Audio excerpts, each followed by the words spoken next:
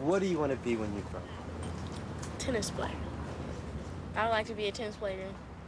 This is the moment that I waited all my life for. One of the greatest mysteries of modern American history, I think, how two girls from Compton could go down as among the greatest tennis players ever. What's your ambition for Venus and Serena in tennis? For both of them to become #1 in the world. The girl whose dad calls her and her sisters the kids from the ghetto. The girls from the ghetto. Ghetto makes you real strong, real tough, real brave. It makes you to a point that you believe you can do anything, and you will. I remember the braids, and I just remember they were like really black. They were like black. They weren't like country club black. They were black like I'm used to. A match that's of great interest to everybody. The Williams sisters playing each other for the very, very first time in a tournament. That's it. Venus over to beat her little sister, Serena. At first, I just saw them as a sports fan. Serena, she was only 17 at the time. And she just gave this aura out that, you know what, once she mastered her power, nobody in the world would be able to beat her. From the public courts of Compton, California, to U.S. Open champion. It was the feeling you get when you see LeBron James or Dwight Howard dunk a basketball. That's the aura she gave out, even at 17. Venus can get from double sideline to double sideline, 3 strides. So there's not a ball you can get past her. She's got the heart of a champion. The Phoenix rising champion with the heart of a warrior. It really surprised me when both of them are that good. Sisters Venus and Serena Williams won the women's doubles title today, the first sisters to win Olympic gold in tennis. 2 black girls from Compton probably weren't supposed to ever play tennis or let alone be really good at it. 2 U.S. players, sisters, same household, same bedroom, prime time, Saturday night, U.S. Open. No one could have scripted that ever. Venus and Serena Williams have made tennis history. They're the first sisters and the first African Americans ever to claim the top 2 spots in the world rankings. Venus is ranked #1. Serena is right behind her at #2. No player had their number. There wasn't sort of this nemesis that really stood up to them.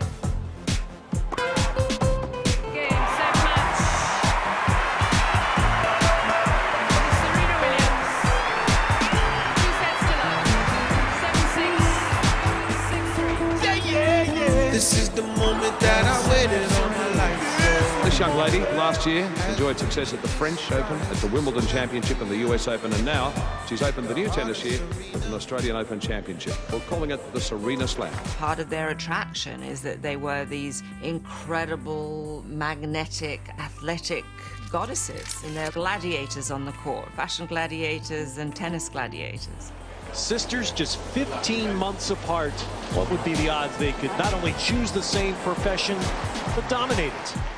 The story goes that you're really not even that big a fan of tennis, that you kind of looked at this sport as a great way for your family to raise itself up and make some cash. Is that true? So This true. is the moment that I waited all my life for.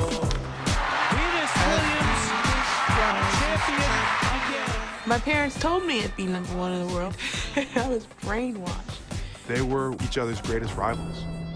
If there were no Venus or there were no Serena, you could nearly double either of their Grand Slam titles. Rod Laver Arena.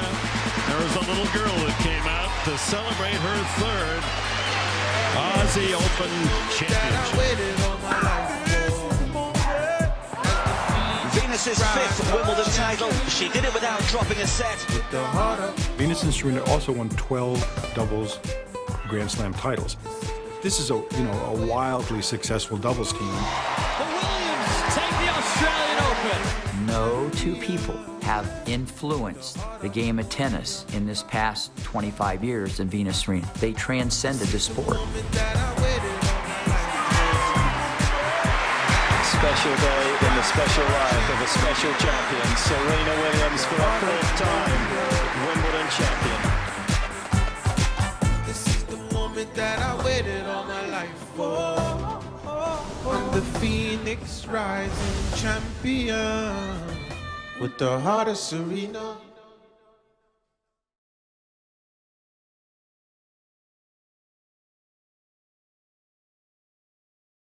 According to a report in People magazine, Serena Williams is hospitalized in Los Angeles after having emergency treatment for a blood clot in her lungs. Lindsay. A leopard cast. In the beginning of the year, I had a cast on. From that, I ended up getting a pulmonary embolism, which I had a lot of blood clots bilaterally in both of my lungs. I talked to Vance on the phone, and I said, well, I can't really breathe, and my leg is really, really swollen. And I was like, it's been swollen for a few days, but now it's just getting worse. And so she said, do you have a blood clot? And I was like, I don't have a blood clot. A doctor that I had said, take her to the emergency room immediately. See you later. I don't feel anything. We love you. Love you, baby. I'm gonna call Mom. Bye. Let her know you good. When I got the call that she was in the hospital, I was just really in shock.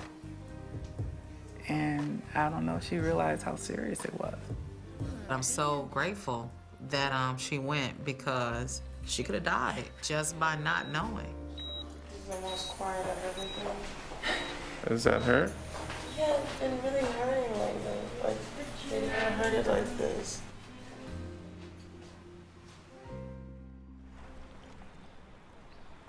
Beautiful day here in Melbourne. The sun's out at last. 18 degrees at the Australian Open.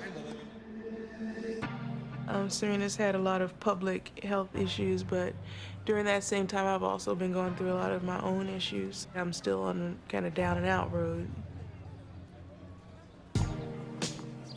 For me, tennis has always been a part of my life. It's just who I am. I've been playing since I was 4 years old, so not only do I love the game, I love the challenge, I love the pressure. It's wrapped up into who I am. Venus, 30 years of age. And you've got to say, a veteran of the tour, many wondering if there is another major in her. I just screamed from the pain, you know, it was just involuntary. I was able to win that match, but I was finished after that.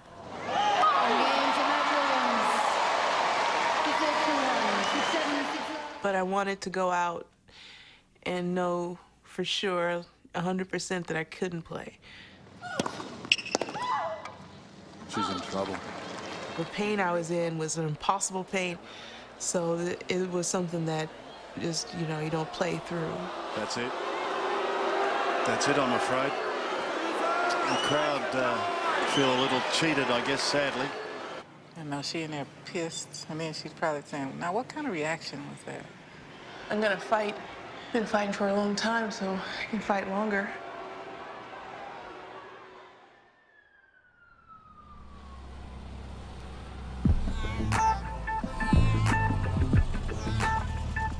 Now we want to introduce you to a proud father, a man who is pushing his daughter, Venus Williams, to be the best in the world. Good racket speed. Good racket speed. Speed that racket head up. Richard Williams, who supposedly bought a book or some DVD or something and sort of said, I'm going to teach these kids how to play tennis in some really tough part of Los Angeles. Straight out of Compton. We grew up on Stockton Street, Compton, California, 90221. That's where we grew up. And I'm going to tell you something, there was nothing remotely unhood about it. You got to win. No, you're going to win, aren't you? You going to win for us? Good girl, that's all that's necessary. How do you feel the way you're hitting the ball right now? Good, Daddy.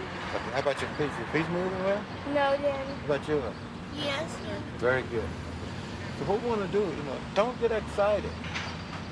This is your game. Richard was going around and begging private country clubs like Riviera Country Club and others to give him their used balls. And he would then fill up a shopping cart in an old Volkswagen bus. We didn't talk on the phone. We didn't go to school parties and all that stuff. But somehow I don't feel like I missed out. I mean, there's probably a few things I wanted to go to, but I figured I wasn't going to go, so I didn't ask. And anyway, most of the time I was at practice. She was, I guess, the guinea pig, in a sense. Venus, absolutely. There was so much pressure on her to become a great player. You know, Richard was talking about it every single day to every newspaper in the country. You know, so she definitely she had it the toughest. If you're down with your feet flat like a 97-year-old person, you'll never be a tennis player. Richard was very, very protective, and he generally would never let anyone around the girls. He was extremely protective, as he has seen so much. Richard Williams was from Shreveport, Louisiana, and came from a very small town, and he was raised, by a single mother who instilled in him some really great values. But the things that Richard saw transformed his thinking and his outlook really on everything, and justifiably so. He had seen men beaten. He had seen, people denied opportunity. He grew up in an era where, the colored only sign was standard. A lot of things went wrong here. Right here is where 6 or 7 guys held me down and actually took a nail that goes in a cross tie and nailed that sucker right into my leg. The reason they would do something like this is simply because I wouldn't call them mister. And I don't think it was fair for me to call no one mister that always called me boy and nigger and always trying to kill me. Did you think you could beat her? I know I can beat her. You know you can beat her. Very confident. I'm very confident. You say it so easily. Why? Because I believe it. Cut right here, if you don't mind. And let me tell you what. What she has said, she said it with so much confidence the first time. But if you keep going on and on. Listen, we can't keep interrupting. I mean, if you want... You got to understand that you're dealing with an image of a 14-year-old child. And this child gonna be out there playing when your old ass and me gonna be in the grave. When she says something, we done told you what's happening. You're dealing with a little black kid, and let her be a kid. She done answered it with a lot of confidence. Leave that alone. What do you feel inside when you're on the court? I feel good. I feel good. What didn't I do to try to copy Venus when I was younger? I mean, her favorite color was my favorite color. Her favorite animal was my favorite animal. She wanted to win Wimbledon. I wanted to Wimbledon. She is tennis prodigy Venus Williams, and she's also our Sportswoman of the Week. It was very difficult being in the shadow of Venus because ever since I can remember, Venus was always in the newspapers and always, in the press. I wish your feet keep moving like that. As long as they move like that, that's really good, I was never supposed to be good. I was never the one that was supposed to be like a great player, but I was determined not to become a statistic. So that's the only reason I played tennis. And, I was a copycat, basically. Serena, she didn't have that power when she first started, so she had to try to beat you different ways. She would hit angles, she was trying drop shots, and then once she got her power level up, her serve became as dominant as Venus's. Game, Miss Williams. For the second ace of the day.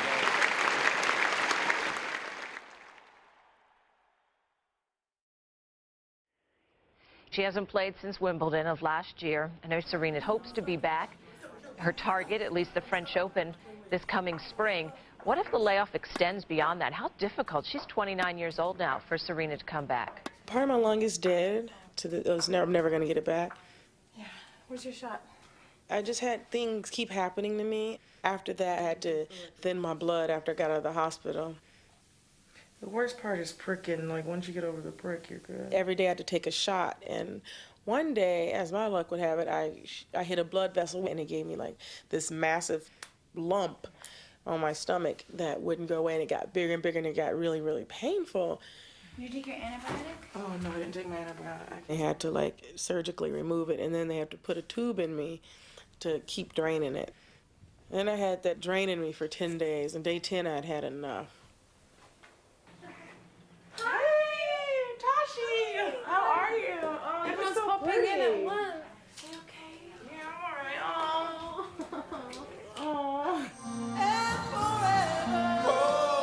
I was stuck in my house for over 2 weeks. I couldn't leave. I couldn't do anything. I just basically was house-ridden. And then I just got into this karaoke thing. I just started singing and singing and singing, and next thing I know, I couldn't stop. I really do think it became like a rehab for me.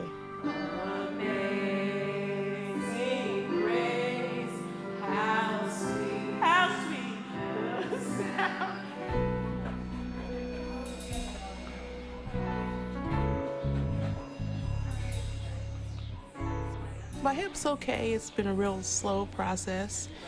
Getting more comfortable as we go. I feel like I'm just trying to get better. I feel like I haven't done anything in my career, and maybe that sounds ridiculous, but I feel like I have to do so much more. I'm tired. It's hard today. And there's not a sport that tears your body up worse than tennis. You have to run in tennis the whole time. There's no timeouts. One match can go on forever. A tennis player doesn't have a long career. My wrists hurt a lot when I do that. I know I've been complaining about a lot of injuries, but my shoulder hurts a little bit, so I can't wait to get stronger. You're doing good. You know, I first heard about the Williams sisters. I was at a junior tournament, the Easter Bowl, and I was there with a bunch of kids, and an agent came up to me, believe it or not, and said, there's a girl from California. Her name was Venus Williams. I written a plan before they was born, 78 pages, and the plan was for Venus to be a champion. Richard Williams, I think he called me one day and said, I'd like for you to take a look at my daughters. I said, well, hey, if they're ever in Florida, give me a call, because I've never really jumped on a plane to go look at someone. I said, this guy's kind of crazy. This could be interesting. So I decided to go out there one weekend. So we go on the courts, and they're all beat up, and there's broken glass everywhere. I start hitting balls after about 10 minutes, and I say, it's a waste of my time. Simply because, you know, I got the best kids in the country. I just had Jennifer Capriati, who just turned pro at 14 years old. So I got a real good blueprint of what greatness is. And then Venus goes, Daddy, can I go to the bathroom? And so she goes out the gate, and for the first 10 feet, she walked on her hands. And then she went into a backward cartwheel for the next 10. I went up to Richard, and I said, you know what? If they get strokes, I think you got the next Michael Jordan on your hand. And he goes, no, brother, man, I got the next 2. We'd like to thank Mr. Rick Macy, Venus coach, for being here also. You haven't been very demanding. We really appreciate that. I funded the project. I moved the whole family from California. I put Richard on the payroll because he left his security business in California.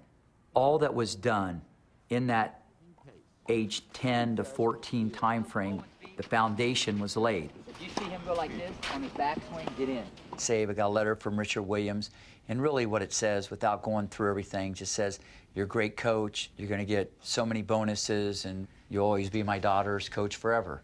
Our first player this evening was born in Linwood, California. Please give a warm Bay Area welcome to Venus Williams.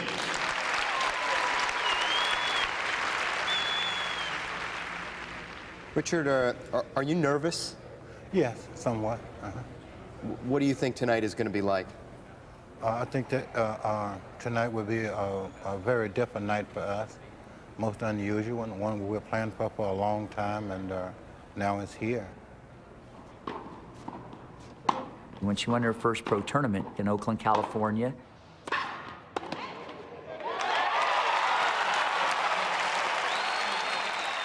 and then the firestorm, media-wise, just went through the roof. There was no doubt that this kid would be #1 in the world. I was very excited, you know, a little nervous in the beginning, but it turned out well.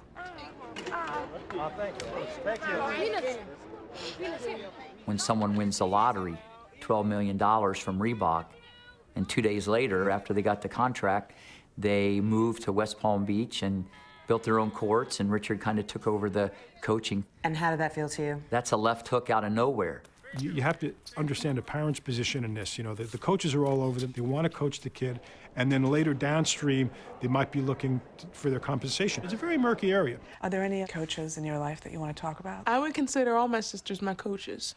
The foundation was laid by Richard, and the rest of it was taken to the mountaintop by Rick Macy. I worked with Billie Jean King and Zena Garrison, so those two, I think, have had influence on me in my life and game. Rick Macy says he spent a lot of time with you guys. We did work with Rick for a few years, but I think my dad is the one that had the most revolutionary ideas in terms of changing the game. We worked with my dad from conception to until now. Richard imparted his training methods, unorthodox though they were, to the girls. Our dad taught us this kind of power game. He said, pictures have the best arms. So he made us throw footballs and baseballs. And we used to throw our rackets. Literally picking up 50, 100 rackets laying on the ground, and they would throw the rackets forward so as to simulate the forward throwing motion. Sometimes we'd like run with tires, or I remember he said boxers has the best feet. And we needed faster feet, so. We even had a professional boxer in a sand pit going every day. If they didn't move, they would get popped. Nobody was really hitting volleys out of the air, not on the women's tour, but he saw it somewhere, took that shot, refined it.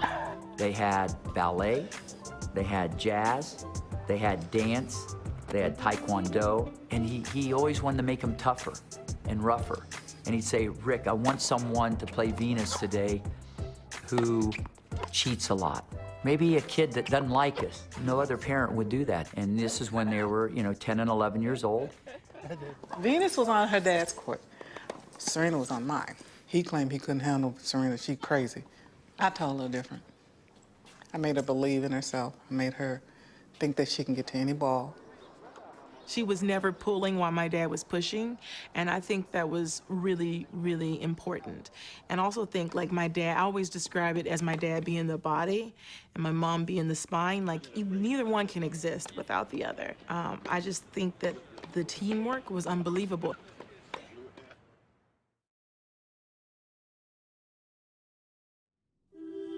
I just gotta get ready, I gotta be fit, I have so many pieces that go in the puzzle, and more than anything, I have to play without fear. Right now, I'm fearful when I move or when I do this. It's like, is this gonna break or is this not gonna work? Or, it's a horrible place to be mentally, but I have to just somehow overcome all that. Yeah, but we have to get serious if you want to come back from Wimbledon. So I should just live in the gym. The first 3-4 days, just stand and work on the rhythm, work on your strokes, work on your technique. Gain a little confidence with your foot, with your toe, with the movement. I just want to play, Like I'm going crazy that I can't play. I'm never gonna retire unless I have to. No. Also, I can't think like that. I just don't know, You just worry too much, I know, my mind. You really just worry too much. I like little people in there going crazy. You have too many people telling you too many different things.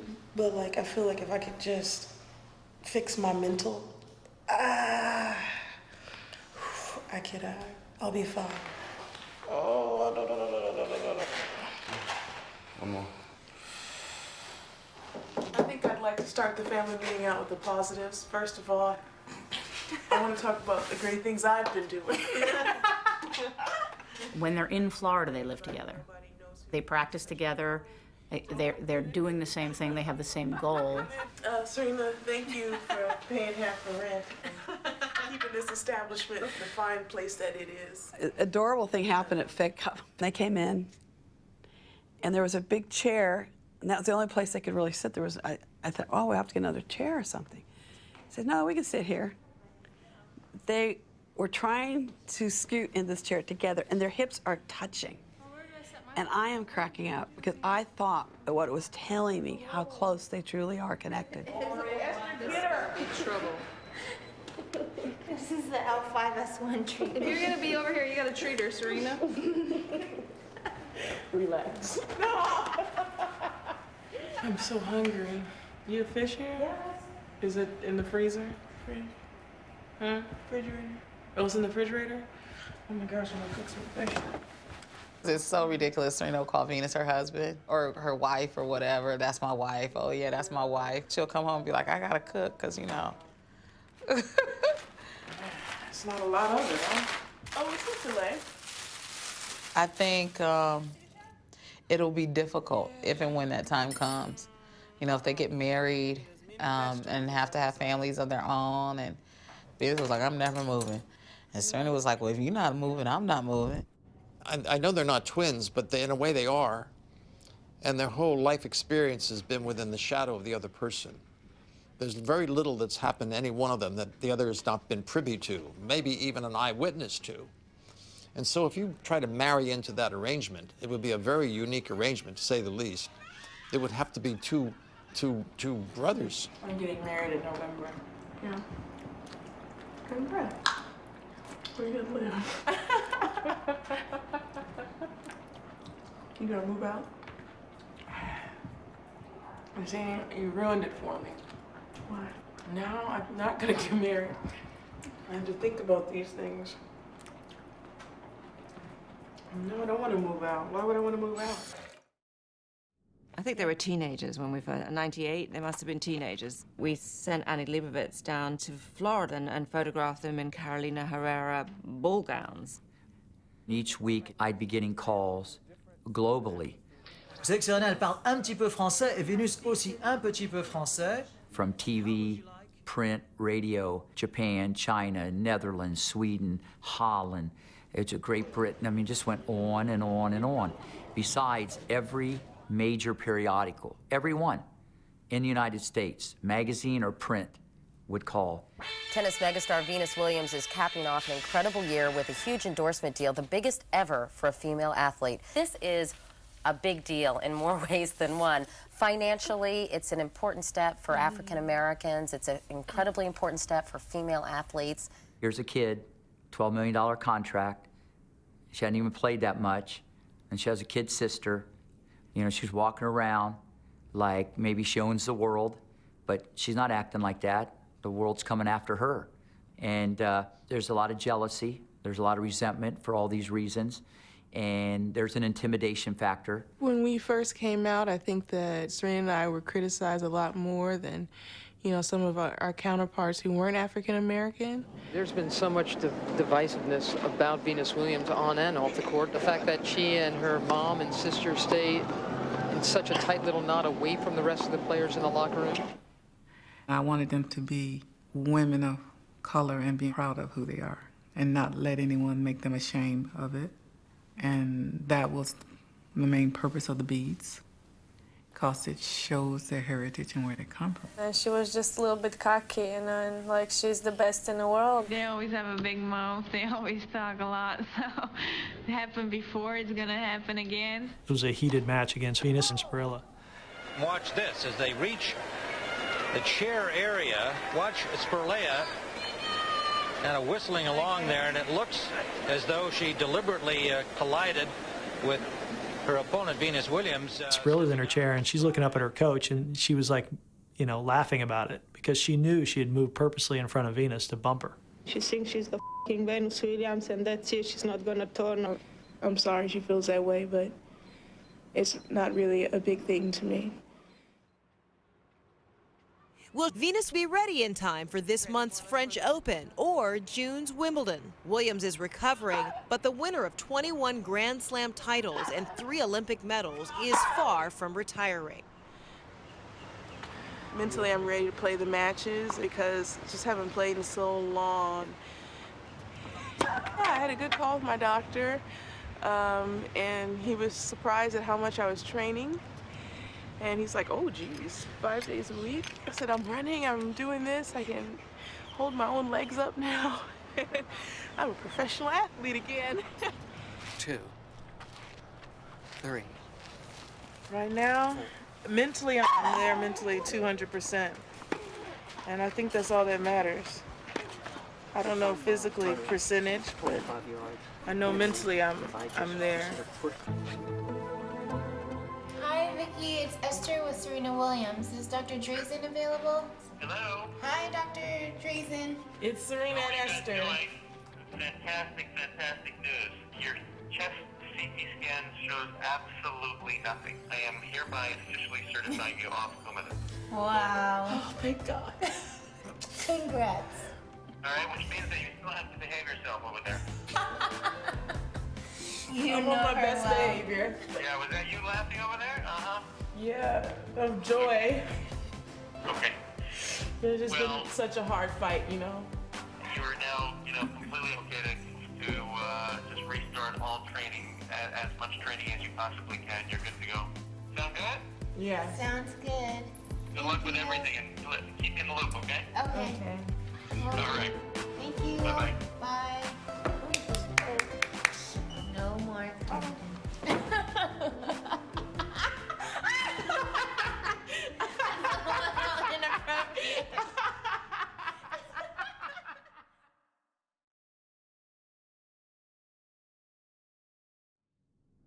I thought when I bought Puma, I could combine inner city, a Cinderella story, an African-American girl going straight to the heart of the white man land and kick their butts. We ended up going to Los Angeles. He has all these fabulous movies, and so, you know, we sit in this big office. I think I'm like 16. And then Serena points a finger at me. She goes, "Excuse me, sir.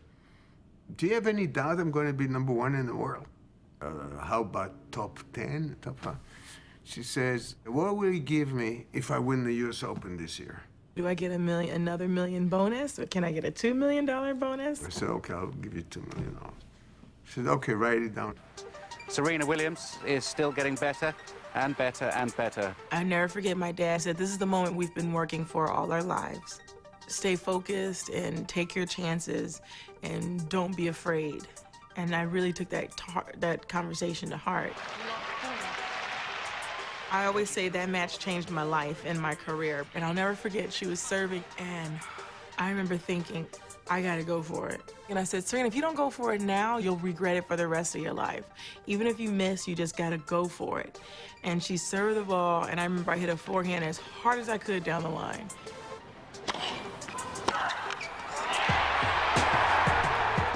And that kind of set the foundation for the rest of my career, was just going for it. You know, like sometimes you just gotta go for it.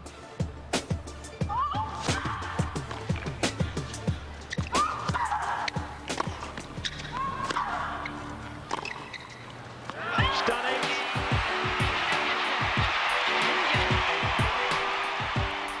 It was so unexpected, and you know, I hadn't won anything at that point. Well, first of all, I would like to thank my God, Jehovah, because if it wasn't for him, I wouldn't be here today, and I'm very excited about everything. And, I would like to also thank my dad and my mom, because they've been great parents, and all my sisters and the support. And How was it for you not being the first to win the Grand Slam? I think at the time, not to win the first major was tough for me, because I felt like I should have, as the older sister, been able to step up and do more and be tougher. I didn't know how to win. I didn't know how to close a match out. I didn't know how to fight. I don't think that came naturally to me. Serena, it came more natural to her. It's a defining moment of like, how are you going to react to something like that? Am I going to learn from her example, or am I going to crumble? So I wanted to learn. Do you ever watch Wimbledon or the French Open and say to yourself, I might play there someday? yeah, yes, I do. What do you think about? I think about, I have a wild card in the first round. I have a bye in the second round. I get to play someone that you never heard of in the third round and the fourth round. And I get to the finals and I win. And she finally gets a championship.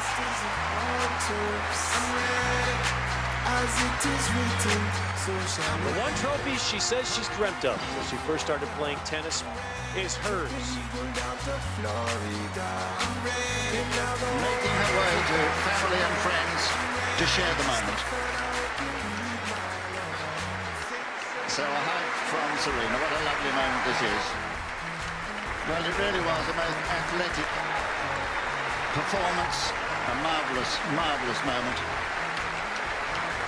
And the first African-American champion here since the great Althea Gibson, who won twice in 57 and 58. She went on to win 4 more before I won another one. Venus said Serena showed her how to win. Well, everybody has been talking about the return of the Williams sisters. Serena was gone for practically a year. She had to battle with a variety of injuries. Venus Williams also in only her 3rd tournament of the year. So if you're asking me to make a call on who will win the women's titles, I'm going to go out with Venus. I got to take a shot before I jump on the plane. I haven't done this in so long. I'm a little nervous, I have to say. I've been out for a long time. Last time I went on the road, I got on the plane and my foot like broke literally at that moment. So today I'm thinking, God, I hope nothing happens. I'm wasting too much time. Yeah, you need to just pack a bag. You want your blankie? Don't forget to call me. If you need anything, just call me. I'm always here. What's her number? Even when they've taken time off because of injury or illness, they've come back and competed as hard as they possibly can and often won. I mean, you could just never, ever count them out. They step on that court to win.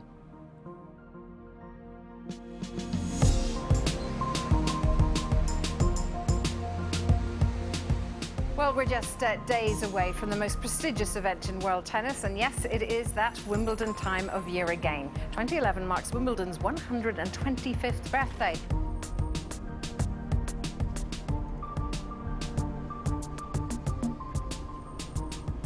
We're staying at the same place, right? Yeah, we stay at the same place. Awesome. All right, I love you. I love you too. Bye. Every tournament that either one or both of these players are at is a buzz from the crowd to the press and even the other players they've missed, these two great champions over the past 12 months. Excuse me, ma'am. Security? Is he with you guys? I'm the club photographer. I don't care who you are, you're on the hill. Okay. Excuse me. Yeah, I can't I'm get him allowed to move to on be the here. hill. Is he not with you? He's not with us. No, but I'm the club I don't care photographer who with a you W, are. and we are allowed to be You have to be here. on the hill up there. Would you just come Yes, with me? sure. I would hit that top spin serve, like what you're doing. One, that's a one. One. That's just annoying. That one is annoying to them and to me. And I have no idea what it is. I don't even think they do. And what about when you say 1 and 2? Well, we don't want to put that on tape right now, but they know what it means. Got pretty sharp, huh? Oh, I hate when my dad says that so much. That means, I don't know, it means that I didn't look at the ball. And I let him say it because it's like his thing. But he's like, so frustrating. With my dad, I'm kind of like having an argument in my head with him. Sometimes I find it distracting. Venus, you don't have your wrist wrapped. I don't need him around. Yes, you do, because they want David to come. More on the outside. You got your shot, make it. Hey, Elbow up a little higher, Venus. step forward. Catch it early.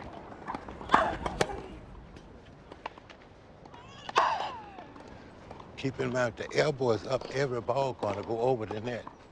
Every ball gonna go over. I hate that too because it doesn't make sense because it's not elbows up. You know, you have to swing through. That's the way you turn the shoulder. Serena, some kind of a way, you got to move up to the ball. Do you have anything to say about Lakeisha, Mr. Williams' current wife? I don't know anything about her. More power to her. The only advice I could say is run. Do not pass go. Do not collect $200. I mean, who could say married to Richard? I love him, but if I was a woman, I'd divorce him after I say hello. I don't think he's like a one-woman man. He's a ladies' man. I just had enough. Let's just say it was enough. And you know, I put up with a lot of stuff for a long time for the kids, and I wasn't going to do it anymore. When my parents divorced, I thought it was for the best. I think it was best for them to go their separate ways. Yeah, my dad has 5 other older kids, girls and boys. Hey, how are you? We met them. Nice to see you. I probably was like 11 or 12. How you doing? It was a shock to my mom, I'm sure. I believe she was meeting him for the first time, but I never asked her how she felt about that. So did the girls grow up knowing No, they didn't. that other family? Why was that? Just didn't, you know? I mean, come on.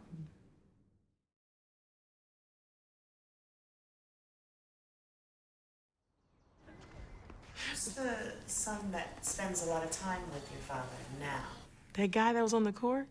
I don't know who that was. He says he's Richard's son. I know, I heard him saying dad. I'm thinking, I was gonna ask my dad. I was like, why is he calling you I got frustrated and I left today, though, but he was like, I don't know. I was like, why is this guy calling him dad? I have no idea who that guy was. I'm gonna ask my dad, though. How many siblings from your father's side of the family do you have? This is so bad. There's Richard, there's Ronner, there's Relis, there's Renika, and they are all ours. And I don't know. I don't really keep in touch with that side. Growing up in the Williams family, it was 5 girls. It was literally like, I mean, obviously it was a sisterhood, but it was a real friendship. The difference between Tundi, who's the oldest, and Serena's the youngest, is 8 years. The 3 oldest, your half-sisters to Venus and Serena? Do we have to talk about that here? Because we don't do the half-sister thing. We're Black. We just don't do it. The 2 girls maintain relationships with both divorced parents. They maintain relationships with others in their family, and most particularly and most uniquely, they maintain a relationship with sisters. They're super sisters. What's the toughest match you've ever been in?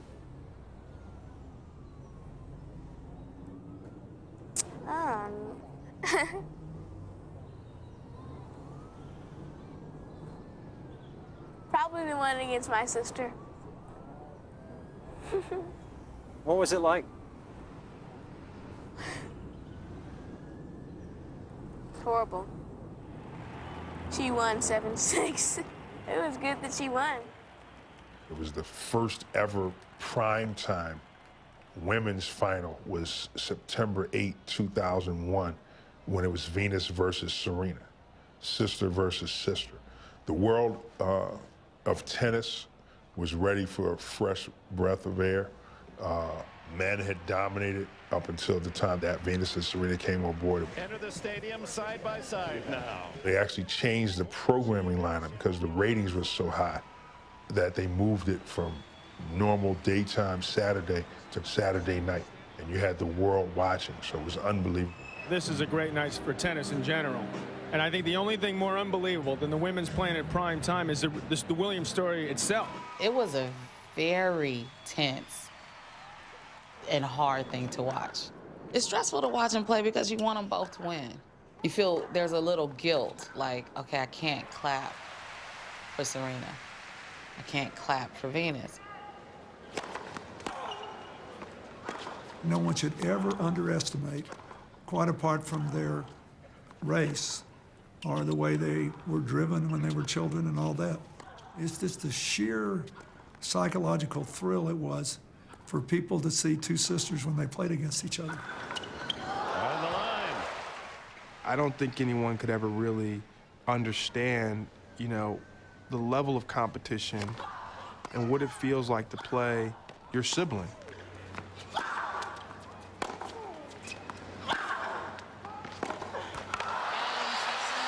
The champion of the 2001 United States Open, Venus Williams. Who you share a house with, who you travel with, who you share a trainer with.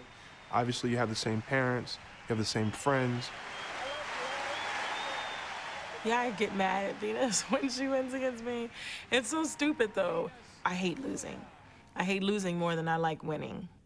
Venus, you and your sister have brought so much excitement and talent to this game of tennis.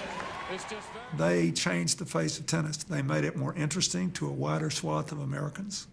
I always want Serena to win, and so it's kind of strange because I'm the big sister. I take care of Serena. I make sure she has everything, even if I don't have anything. One of the high points, actually, of the careers of both women and the Williams family in general was when they got to the final of the French Open in 2002. As it turned out, it was the first victory for Serena in a Grand Slam over Venus.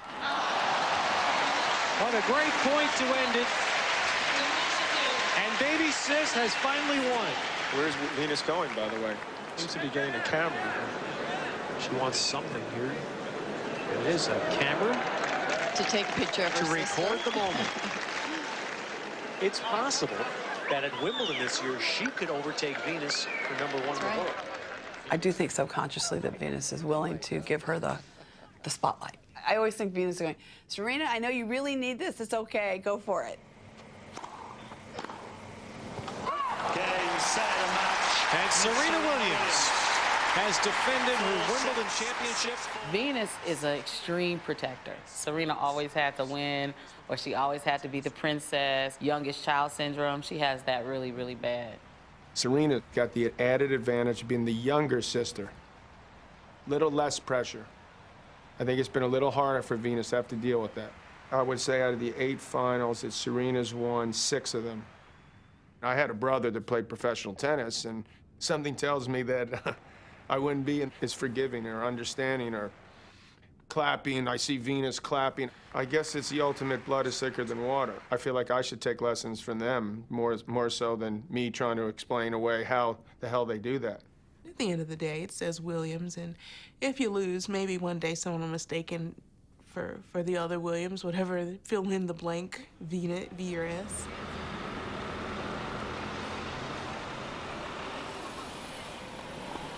Good morning, ladies and gentlemen. May I have your attention, please? We will shortly be opening the gate. Grunting? Yeah, we'd love to have your opinion about whether grunting is helpful or not, you know, when they play. At least one of your daughters is one of the foremost proponents of grunting. Do you think that's really helping her game or not? Let's see, to grunt or not to grunt, that is the question. And it seemed to be all over on the British press and the British mind. I believe in letting grunt and let not grunt. Is it something that you talk about a lot with them or not? Well, grunting has not been the focus of our conversations. We more or less talk about technique and how to move your feet and things like that. God damn. Hey, bother me about a stupid grunt. Can't believe it. No one knows about Serena. We know from old it doesn't take long before Serena comes from someone who's out of the picture into the headline story, and that could easily happen here. Serena has never lost in the first round of a Grand Slam in 44 appearances.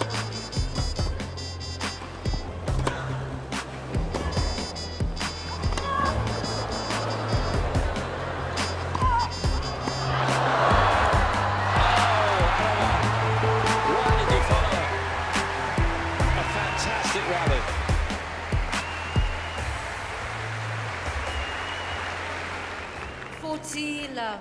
3 match points then for the champion. Game, set match, Williams. It was a terrific third set. It was a wonderful scrap. And Araban Reza should take so much credit for what she achieved out there. But in the end, Williams in the third set bruised her badly.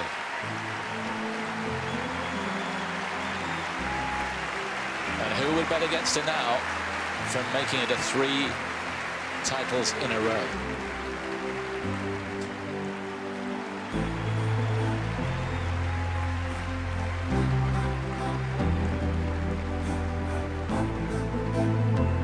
It's just been so hard, and I never dreamt I would be here right now, you know. So it's been a disaster year, but you know, I've been praying and you know, have my family, and you know, I love tennis, and to be able to come back at Wimbledon is pretty awesome. And I've just learned that, you know, you can never take any moment for granted, and you know, I was really trying to draw spiritually on my God Jehovah, who I've been really trying to get a closer relationship to.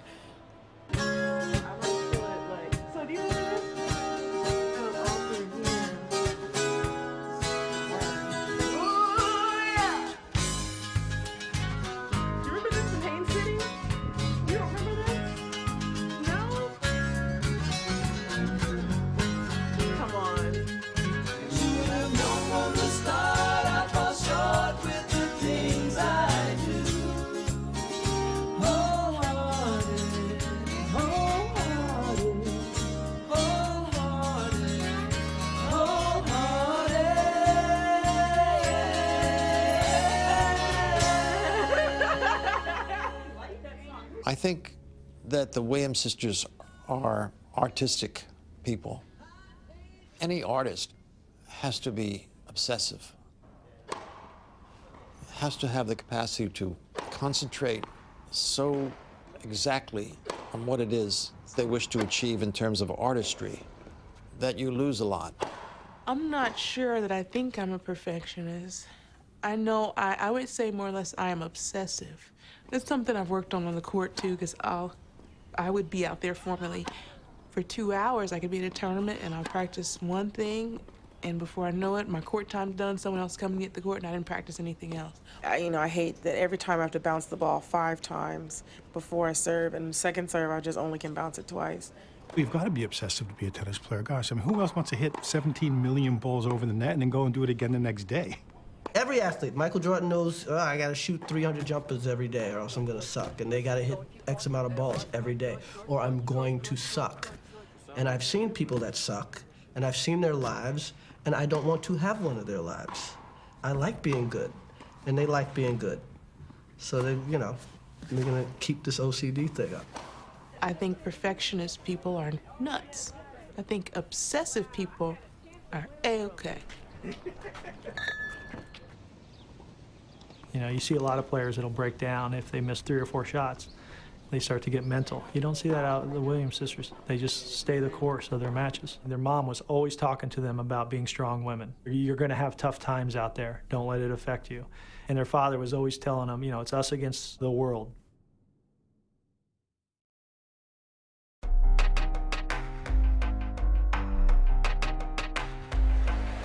Hello, a very warm welcome to finals day in the women's tournament here at Indian Wells. I can't imagine another experience in sports being as profound as the Indian Wells experience. It was my favorite tournament to go to. It was like I lived to go to Indian Wells. In the semifinals, Venus decided she couldn't play because she was injured.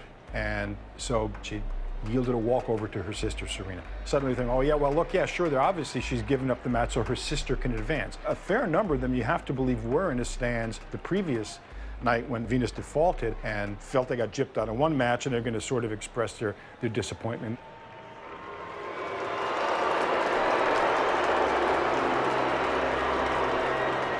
I've never at a tennis match heard 20,000 people in unison boo one player.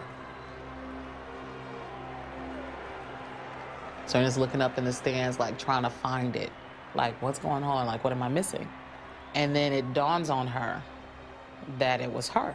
Richard Williams walked down, and here's the crowd again. It's a long walk down to the courtside box. Richard actually stopped and looked at somebody, and it was a very tense situation. The guy called him a nigger to me. He skinned my ass or something. Oh, here was Richard after the heckler and more boos.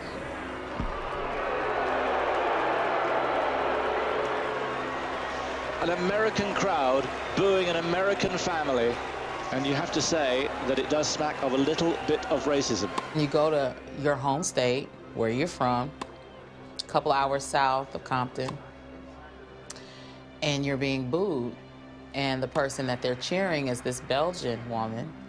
She played the first few games, and she was crying.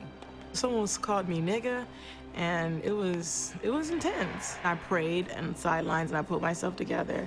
I didn't pray to win, I just prayed to get through this and get off this court and just be over this already. Serena got booed from the warm-up to the last point to the trophy ceremony. Well, she won the match because she's a champion. She has the heart of a tiger. Have you seen Rocky? Well, that's her.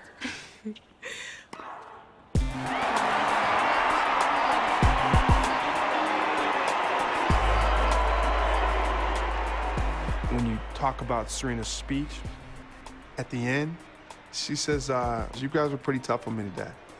And she goes, And I would like to thank everyone that supported me, and if you didn't, I love you guys anyway. Thank you. She walked off the court, and she was like, I'm not going back next year. The tournament will go on with or without me, but I'm not going back. I mean, honestly, like, you look at people like Martin Luther King and Malcolm X and Rosa Parks. If they didn't believe and stand up for what they believed in, then we wouldn't have the freedoms that we experience today. What I had to go through is so small compared to what they had to go through. And if I can't stand up for something like this, then who am I? Like, what have they taught me in history? And the reason they are so special is because they are African American. They are African American sisters who have been supreme in this sport that formerly was an elitist white person's folly. I mean, obviously the fact that they're, black, I mean, yeah, Althea Gibson opened things up in the 50s. Althea Gibson helped to topple the lily-white tradition in tennis by winning the national and Wimbledon championships in 1957 and 58. And Arthur Ashe wasn't, I mean, he paved the way in a way, but he certainly wasn't able to sort of get the, maybe quite the same chances as they have. Being black gives everybody an edge because everything's harder. So it's no different than a guy wearing weights around his ankles so he could jump higher. Black is just a weight on your skin. When you really learn how to maneuver it, you end up doing things faster and more intense. And you appreciate things more because it was harder for you to get them in the first place. Some people may think the black athlete is now on a par, an absolute par with the white athlete. I don't think that is true, and I think the Williams sisters have had to live with that fact that the war is not over, and they have performed it with extraordinary valor and courage and skill under difficult circumstances. It happened in the 1100 block of Greenleaf Boulevard in Compton. Yetunde Price, who is the older sister of tennis stars Venus and Serena Williams, was shot to death.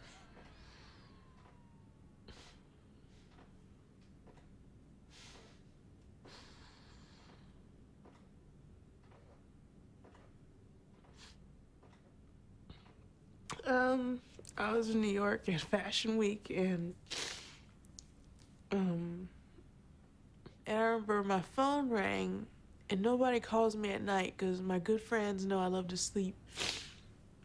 And it was such terrible news, obviously. Yetunde was my older sister. We always called her Tunde for short. You know, she would, kind of like look out for us and make sure that we were taken care of. She meant a lot to me. I guess that's all I can get out right now. It was their understanding that it was a mistaken identity situation, meaning there was someone else in a white Denali with tinted windows whom they were, I guess, rival gang. I mean, I don't know, and because her car was like this car, they thought it was that person riding through their neighborhood, and how dare they? So they shot the car up. It's never a day I don't think about her. Now we're very close with her kids. You have a boyfriend? We can talk about it later if you want, if it'll make you feel better. My mother moved to California to help with them. Can't stop until I figure this out. I don't think that my grandmother a lot of time knows her own value or her worth sometimes. I don't think that she thinks that she's as good as an influence as she is, or she has as big as an impact as she does on not only me, but holding my whole family together. So she got to feel good about herself and knowing that she can do it and letting go. Because she let them go a little bit today, though. Every time when she hit a ball that wasn't exactly how she wanted, she got upset. Yeah, she got sick.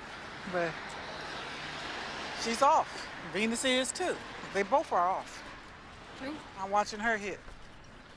They're almost doing the same thing. I'm sure that you don't get so mad at her that you cloud your thinking on that court and your feet. You're not ready sometimes. Just a little half of a second.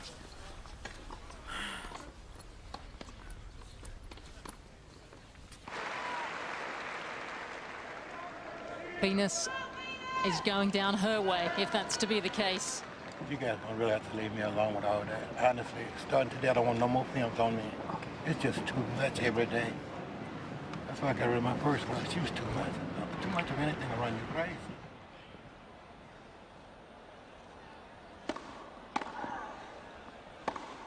That's it. And Parokova does it again. Venus was quite a way below par. She really was. How do I deal with losses? How do you deal with losses like the one today? I used to get really upset, like I wouldn't change my clothes for a couple days. Hopefully I didn't wear any deodorant or anything. It was pretty nasty. Or I'd sit on the couch for about a week. It was pretty tough. But after a while I realized I hated feeling that way. So I make sure I move on immediately within the hour.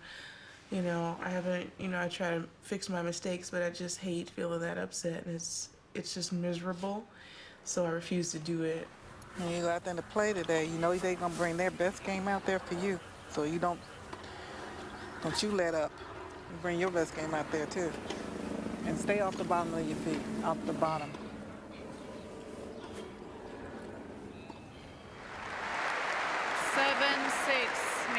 I was defending champion at Wimbledon, so I felt pressure. I was like, if I don't win, I'm going to be ranked like, 200 in the world. And I didn't want that for myself. I was like, I got to win. And I put so much stress on myself, like, I couldn't hit shots and I couldn't do anything. Serena Williams, a great champion and a great effort to try to hang on to the trophy, Lindsay. Well, she did. She was far from her best in this tournament. And you have to say, it's been a bad day for the Williams family. A lot of people would probably say if you'd come here after sort of the best part of a year out of the game and waltzed away with the title, it wouldn't necessarily have been a good thing for women's tennis. Can you sort of appreciate that? And does this result show that it's very competitive still? Yeah, I'm super happy that I lost. Go women's tennis. You gonna eat that Indian food? When the food gets here, can you guys make like a banana and split? What does that mean? Don't explain. When the food gets here, can you make like a banana? I don't get it. And split? Oh. In other words, leave. Of course. Do you get it now? Yeah. I was really disappointed at Wimbledon when I lost because I felt like I worked really hard considering everything. I felt like I trained and I was really, really upset.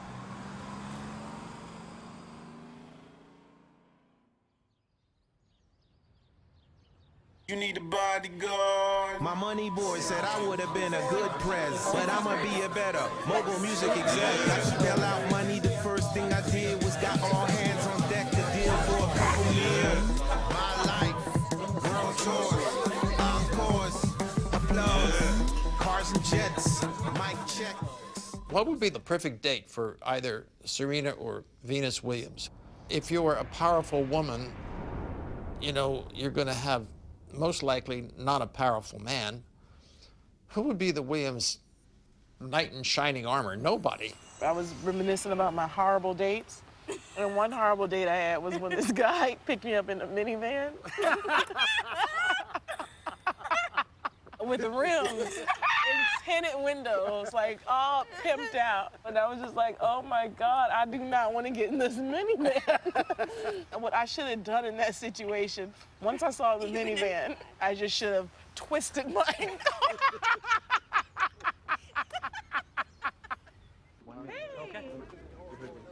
Right now, I'm married to me. I'm very selfish. I'm getting really set in my ways. It's really sad because there's a few great guys out there that, are great, great guys. I mean, wonderful people. But at the end of the day, it's like, I really need to talk to that man in the mirror because they a little crazy sometimes. You have big lips. They belong with a black guy. That's why I like black guys who have nice lips. Are you black? I only date black guys. I have to say you don't. Okay, so. Right? Okay, and? I just point like here. How far is this place? The gym? You know something? Look. Dan? One white guy. I've dated one white guy. I love That's black already guys. two. I know another one who lives in Malibu. Like, I don't mind white guys. I just prefer black guys.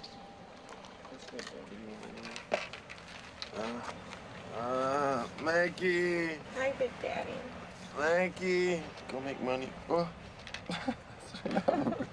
I'm really turning red right now. Oh, Sasha, you're gonna have a hernia. Be careful. You're gonna get a hernia. Oh my God. Ew, I would never date Sash. Oh my God, I'm gonna throw up. Oh, give me a minute. Ew. Oh no, Sash. Ugh. Yuck. Yuck, yuck, yuck. And I hope he doesn't take that the wrong way, but yuck. I'd like for one day that I could think about getting married. You know, my ideal guy has a body. He plays Xbox. I want to play tennis forever. Can't be having kids and doing that. I want to sleep all day. I don't want to do activities with the kids. She started saying, I'll get married when I'm 45, 50 years old. That's when I'll be ready.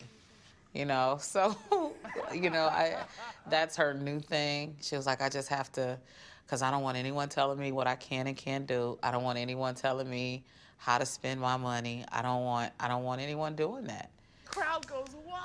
Can you talk about being a Jehovah's Witness? What does it mean to you? I grew up in the Kingdom Halls as a young person, so I think that's just shaped everything in my life. My dad always said, always put God first, even above family.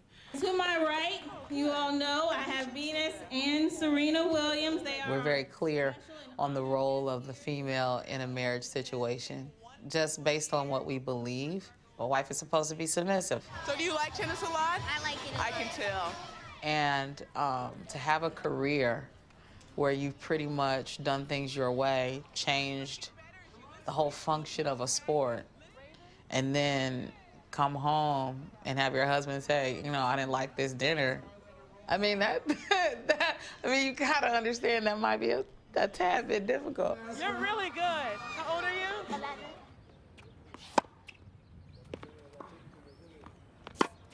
I thought I would do better at Wimbledon, but I had just recovered from all this stuff, all this, you know, my lung problems that I had gone through. After that, me and Sasha, we just went at it every day, and we were totally dedicated.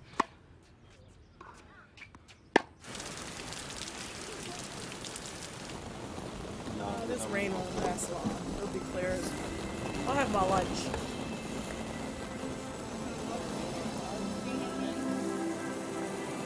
Wait. No. Don't do that. Could be your last dance. So get your back up off the wall. Lose your mind and not let it go. On the floor. Let it go.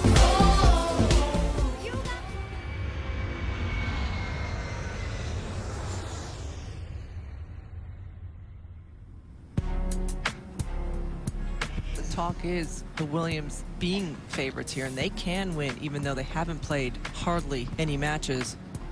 There's a lot of talk about the woman who's seeded 28th this year, which is not a place she's used to being.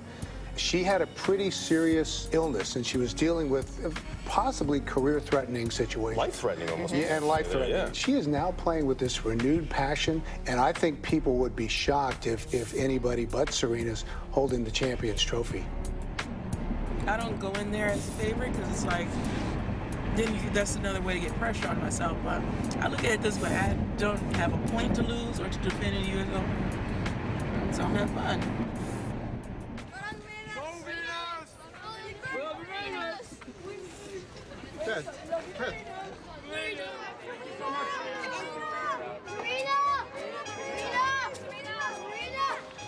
I think for every American, the U.S. Open is something special, a tournament in their own country, especially this big, you know. I mean, it's a home Grand Slam, you know, and it's just a different atmosphere. It's like a ball game. It's way more loud than any other place, and I think actually Serena likes that. It's just more energy at the whole stadium.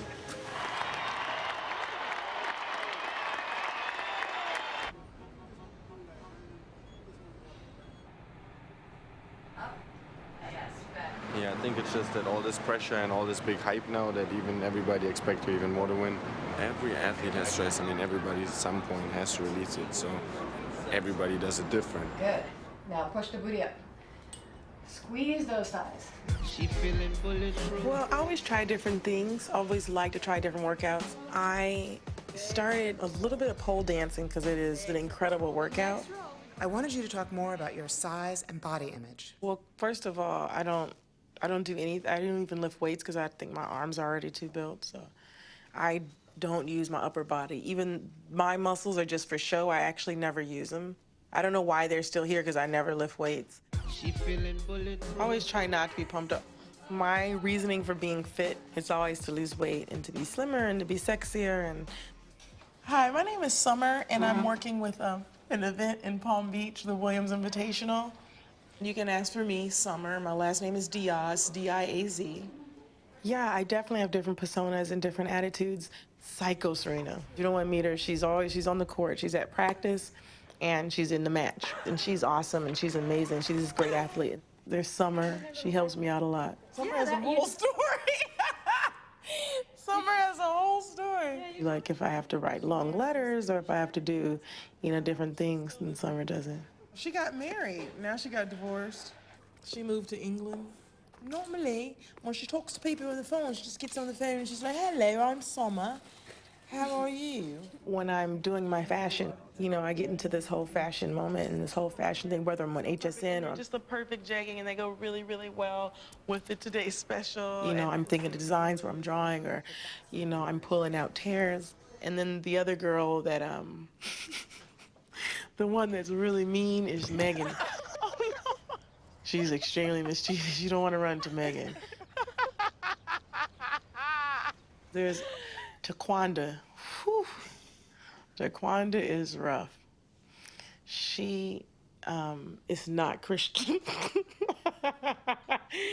She's from the hood.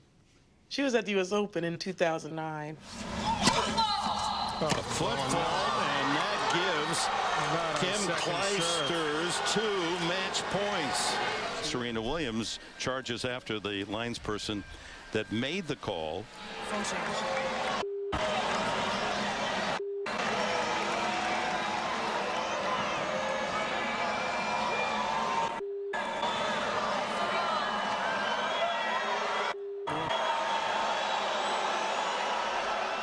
In that particular match that Taquanda played, first of all, I wasn't there, but I heard about it, and I ended up getting a lot of the backlash from it. Taquanda got loose that day.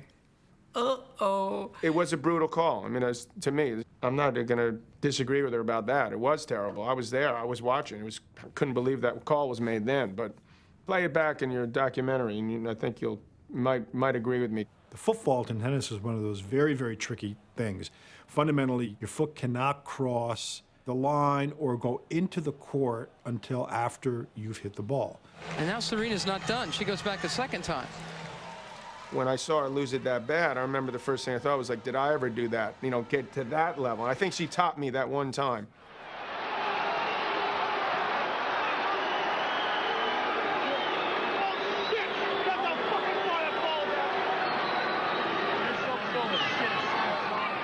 If you were a tennis player, who would you want to be like?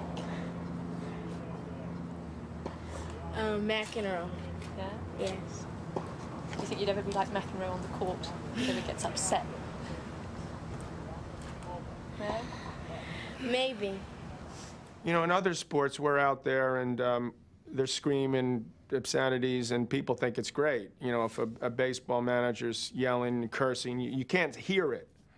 But if a tennis player does it, you can, because the mics are so close and they're so loud. I didn't say I would kill you. Are you serious? We could do a dissertation on why she's so polarizing. I mean, there are obviously themes of class and sex and race that are just below the surface. You see Roddick, you've seen McEnroe, you've seen Connors. I can talk to you for 50 fucking seconds. Now, don't give me any of that. Blow it out my rear end. You see all those players go absolutely ape, and people move on with them. They don't want to seem to move on with Serena. They think it's kind of funny sometimes with the guys. They never think it's funny with women. People forget the average good tennis player you watch for 4 years. You could be on your best behavior for 4 years. 12 years, you're gonna scream at somebody. You're gonna knock somebody upside the head. You might call somebody a bitch in 12 years. When I see a great athlete do something that seems self-destructive, I always think we should cut them a little slack. I didn't pay much attention to it. I still like her. Serena, do you think the lineswoman deserves an apology? An apology for From you? from me? For the, you know, the yelling and what you said. Oh, well, how many people yell at lines people? So really wanted to apologize sincerely because I am a very prideful person and I'm a very emotional person. I'm a very intense person and I think it all showed. I think the whole point of learning from your mistakes is not to do the same thing. And so I want to get another bad line call so I can get some more practice and see how I would do it. Because then that would be awesome. Serena, what do you remember most from the way your last U.S. Open ended? I don't know. I don't think about it. Are you still thinking about it? Oh my God, that was like 2 years ago. This is like 2 years later. It was 2 years ago, and last year I didn't play. And if anything, I thought, wow, I'm back. You know, I hadn't played in a long time. And I'm telling you, out of sight, out of mind for me. You guys should try it. That's your spring. So what will the line be? It's my U.S. Open outfit. Still needs a few tweaks. This dress that you see the front is very simple. More than that? And it has like a square neckline, so it's very flattering. Yes, so what we did, it was this right here. Well, I think their style is very independent and quite rebellious, and they're not interested in looking like anybody else, nor do they really care what anybody else thinks. The biggest challenge for me when I play is deciding what color I'm going to wear. Now, I'm no aficionado, Tracy, you'll be relieved to hear, but I'm told that that's a new range of nail polish, and the purple is called Grape Set and Match. Get a look at her dress. Apparently called the Wonderland dress, inspired by Alice in Wonderland. What was worse, some say, the flesh-coloured shorts she wore underneath. And yes, she is wearing shorts. Tennis was very conservative, and I think it's thanks to players like Andre Agassi and Venus and Serena that the whole look of tennis has totally changed. You know, it's easy to wear a pretty dress, and they're not interested in that, and that's part of who they are and why people pay attention. Attention has to be paid to them.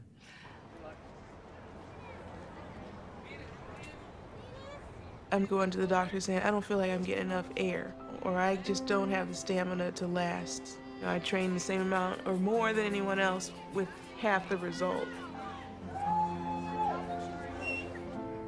Well, she's actually gonna have a match probably in 2 to 3 hours, but she was saying how she just woke up today and she's feeling really tired.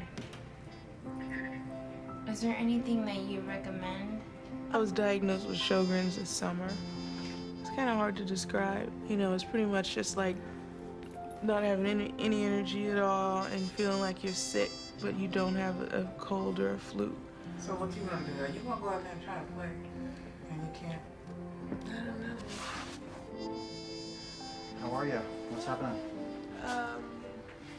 I'm just having a continuation of issues I've had this summer.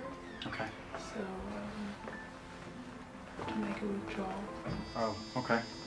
Dr. Uriel needs to examine you and probably find out a little bit more. This summer I started having more issues, just not feeling good, and my hands started swelling, and I started having joint pain, and I couldn't control my shots. Like I had no feel left, like they were going out by feet.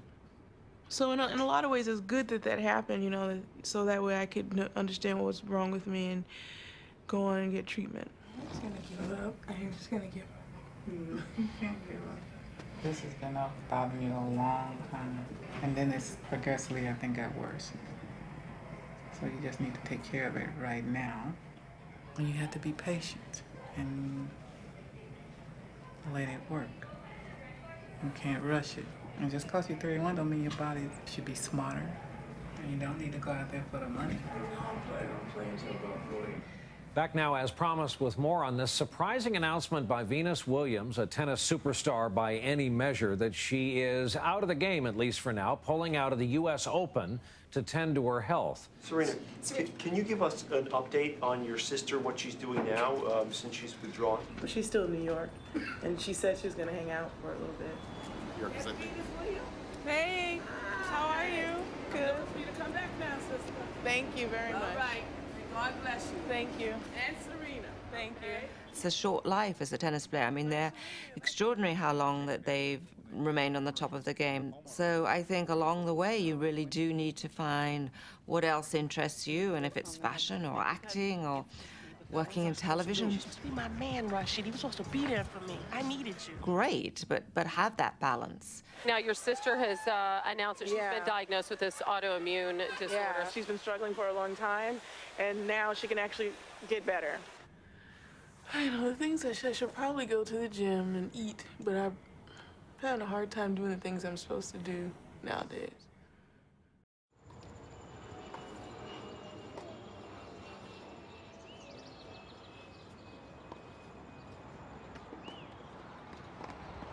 I feel like my serve sucks. My return, I feel like I'm missing so many shots. I mean, the only thing I'm doing well is like, today, I don't know.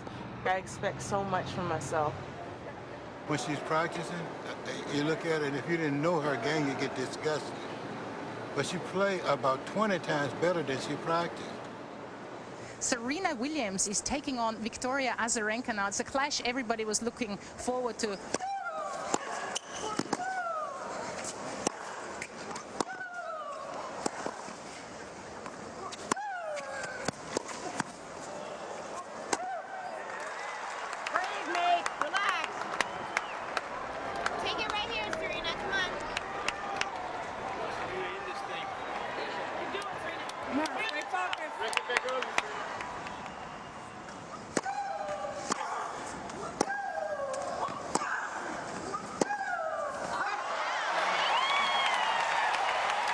If you ask her what she would grade herself, she'd probably give herself an L. She knows she wasn't moving well. She knows she wasn't moving her feet. She knows she played the way she practiced today. I was just hoping she can get through this match and see it for herself, you know. Because if the girl had a little bit more moxie. I don't practice The against you. You past play couple practices, completely. even you said were terrible. Serena, please, the one yes from me, Today I was made terrible, no, too. it wasn't. It was. Today I defend myself. No, I it really was do. terrible. I really And do. if it wasn't so bad, then I wouldn't have told you to play better. Listen, you play you move completely different. You're with a complete different mind on the court when you play against me than when you go on Yeah, this because court. you don't run me, you hit right to me. And then when you do run me, you hit a blasting winner that's impossible for Nadal to get. You have to get better. And if you didn't have to get better, I would have never said in practice, Sasha, play better. This is. Why would I say that? Look, I don't know why you would say. Maybe because you. Because you were doing, you were like just hitting patty cake. And I go out there playing girls that want to beat the hell out of me. They don't play patty cake against me, they hate me. I don't want you to sit here and say, I'm the only one that needs improvement. You need to improve too. See, I know I need to improve, but I'm just asking you to do better as well. That's it. You don't have to sit here and yell at me and be like, you know, I did great, and you didn't do great. What? I just told that today.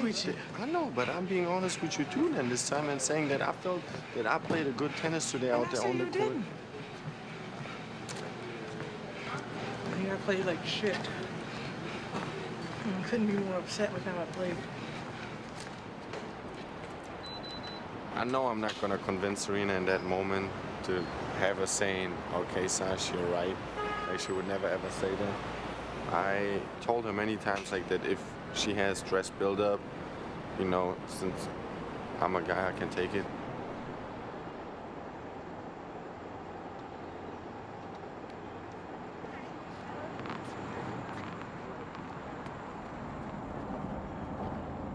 Sasha's an asshole. Why?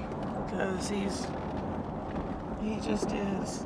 I made a dumb joke. I made a joke and said that I asked Anna Ivanovic when is she finally going to hire me, and I wasn't being serious at all. You know, I mean, Serena should know that I love her and that I'm here for her. You really hurt my feelings today. Because he talked about another woman? No, because he told her that when was she gonna hire him? Like, I would never go to another guy and say, like, when are you gonna start hitting with me? Like, common sense would tell you that your player's going to a Grand Slam. Like, if anything, I should build her up instead of tear her down.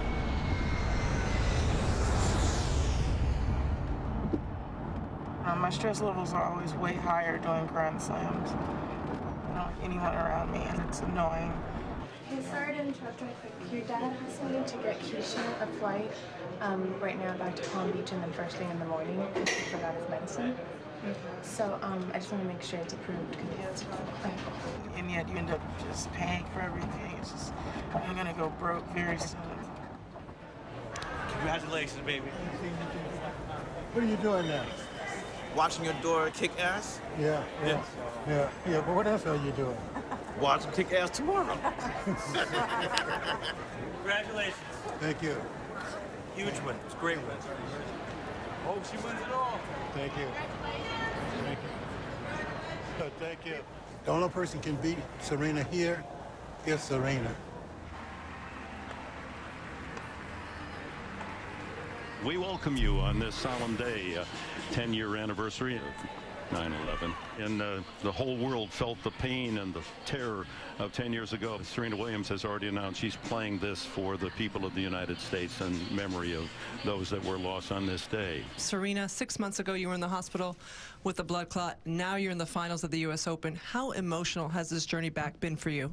It's been really emotional and really, really hard, and everything. I feel so blessed and really lucky. Stand by in 3, 2, 1, and sending. Serena Williams.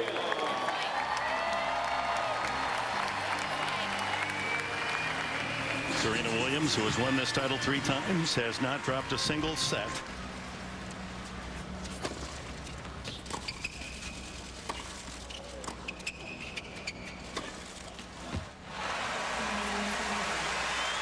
Well, remember, she did play late, and she looks lethargic so far. I don't think she looks lethargic. I think she looks tight. It's showing up in her serve, which is usually her go-to move. Who is this woman masquerading as the 3-time champion? First time she's lost a set here in this championship. Serena Williams dominating her opponents, and here it's Stosur in domination with 11 consecutive points.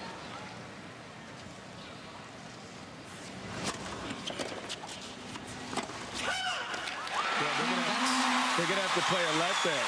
She shouted in the middle of that shot. The ball had not landed, and she was saying, come on. She should play a let. That's bad form. That is bad form.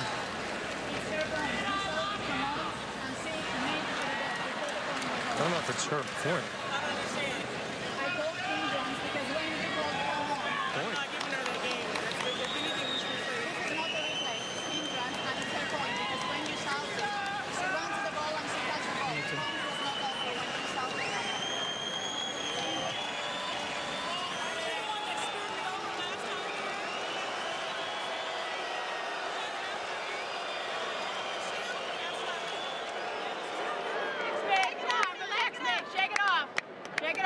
To give Stosur the point was infuriating. I think it went too far because of the call.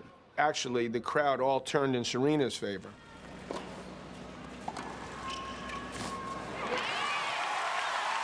Yeah, the crowd now rooting strongly in behalf of Serena Williams.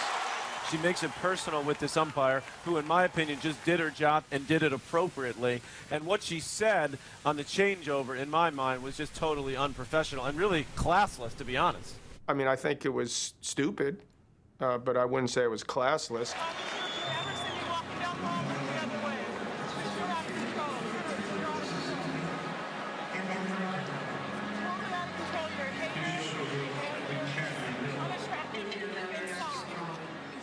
People say 1,000 times worse, and they think it's cute. And I say, you're ugly on the inside, which is the most geekish thing anyone could possibly say. If I had said that in high school, I would have got beaten up. So I almost wanted to beat up myself when I heard that. I was like, oh my God, what a nerd. Honestly, couldn't I have said something better? Ugh, a loser.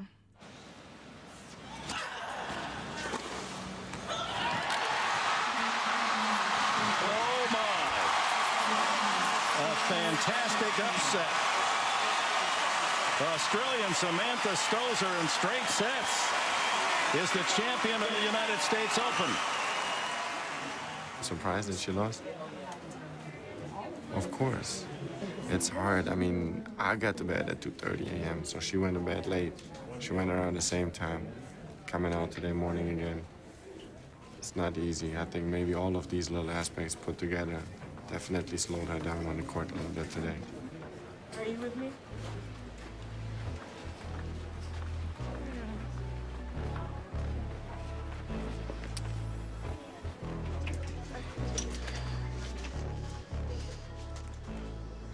Some days you play and you don't win. You're just not even. I guess I could have been more aggressive. I don't know. I was tired.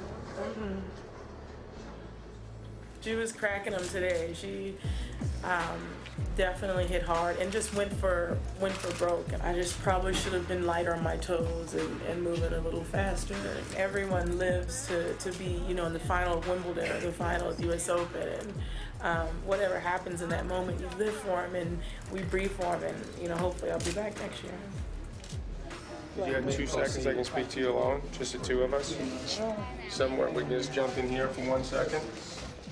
I mean, Principal's office. Oh, we're going to the bathroom. I think you got screwed, okay? There's no doubt about it, okay? But then it'd be way better if you just said it this way. Why do I have to apologize? I'm tired of apologizing. I know. For something that's not even like... And I'm like on your side. I mean, you're the best thing that we have in tennis, okay, as far as I'm concerned, certainly. But I'm kind of, don't you feel, I'm just tired of people picking on me. I'm done. I am, but... I told him I wasn't going to apologize. I'm taking the Malcolm X approach. The tragedy for every athlete is age, the inevitability of age, and inevitability of not being able to pursue your dream because your body won't follow you any longer. Your body tells you a lot. Like maybe you're half a step slower or a step slower. Maybe you notice that you are in a different place emotionally. At some point, the star will fade and there'll be some other great tennis player. Serena and I decided that we're not going to have a traditional career, so we're just going to keep playing and playing. Even when we're too terrible for singles, we're still going to play doubles. Through their injuries, it's kind of woken people up to the reality that there would be a tremendous void when they're gone.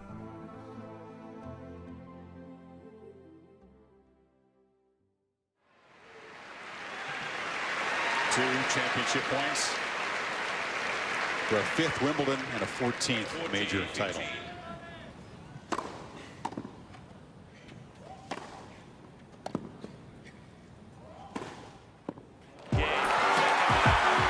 Serena Williams, champion of Wimbledon again. She is our greatest champion in the last 20 years of women's tennis. Arguably, maybe the greatest woman player that ever lived. Making her way up the stairs just above us here, the friends box. Big sister awaits.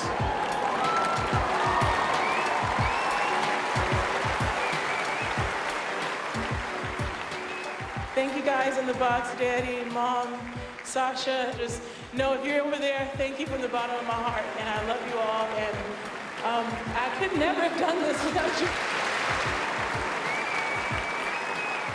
So you've got 5 of these trophies now. So at least it can match the Wimbledon trophy cabinet of Venus now. I've always wanted everything that Venus has had, so I had to copy you again, so sorry. Congratulations on a 5th Wimbledon trophy. Serena Williams.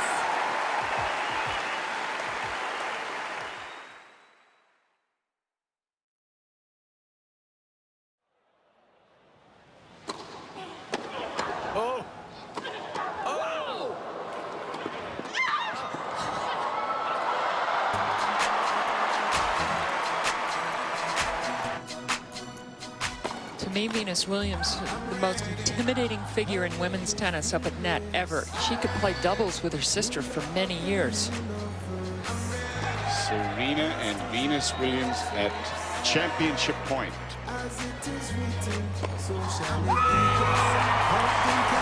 the Wimbledon Ladies Doubles Champions 2012, Serena Williams and Venus Williams.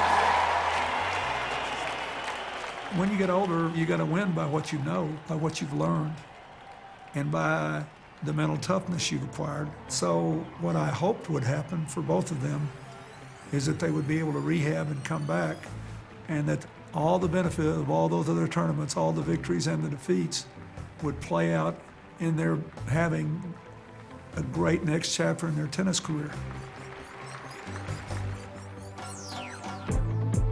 A prodigy of the ghetto, her destiny was to play in the arena and reign in the arena. You can see her drive through her parents' eyes when balls fly. Don't be surprised when she comes to the arena, built for the arena. This is the moment. Isn't it fun? It's insane, right? As the phoenix rise, I'm a champion. Yeah, I'm back in the top 10, you know. Girl, I saw that. How can you and Venus keep in the top 10 and y'all don't ever play? I waited all my life for. I don't know how we're gonna move this. With the heart of a warrior. Hi everyone, welcome to the second Indian Williams Invitational. We'll make this brief so that way we can all get on the court. But you can't break me. I was built for the. I love you. Better love you. Let's go. Say what you want to, but you can't break through. When my adrenaline rush in the arena, the crowd roars in the arena. This is the moment that I waited all my life for. As the phoenix rise, I'm a champion with the heart of a warrior. This is the moment that I waited all my life for. I'm the phoenix rising champion with the heart of a warrior. When I strike, I can make lightning and thunder go high. They say we all are actors playing our part. So in this game called life, I'ma play it with my heart and give it all I got. Yeah, yeah, yeah. This is the moment that I waited all my life for. As the phoenix rise, I'm a champion with the heart of a warrior. This is the moment that I waited all my life for. I'm the phoenix rising champion with the heart of a warrior. This is the moment that I waited all my life for. I'm the phoenix rising champion with the heart of Serena.